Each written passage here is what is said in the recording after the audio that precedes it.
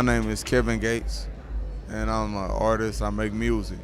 The name of my album is called Islah, and the reason that I chose the name Islah was because the word Islah means to have a spiritual awakening. It means to reprove, to improve, to make better.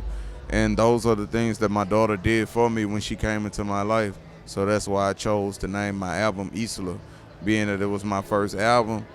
It's my first baby, so I treat them the same way, with care and love and compassion. This being my first album, I didn't look at it, in a way that I look at any music, because I look at all of the music the same.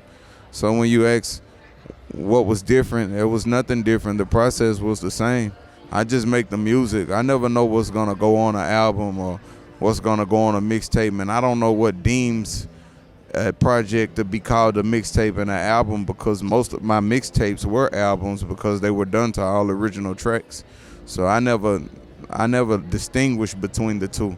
I just try to make great music. I don't look at anything else as far as what it is, the mechanics, and I don't dissect anything. If the energy, whatever energy I'm feeling, that's the energy I put into the music. Sometimes I use music, sometimes I won't. Sometimes I may use 2 lines and I'll be like, stop, put on another track. And then I'll take those 2 lines and use them 3 years from now. Like the song Hard For, I wrote that song while I was in prison. That song was so ahead of its time that it wouldn't have been appropriate for any of my other projects, but it was appropriate for the Islah project. So I have tons of music. Some of my music, like my more rock and roll and soft rock and alternative rock, I feel like that music is ahead of its time. But when it's appropriate, I'll release it. I'm evolving, I'm growing.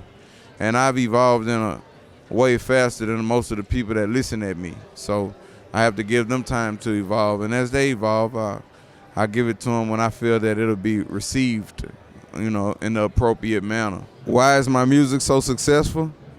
All praise, honor, and glory be to the Most High God.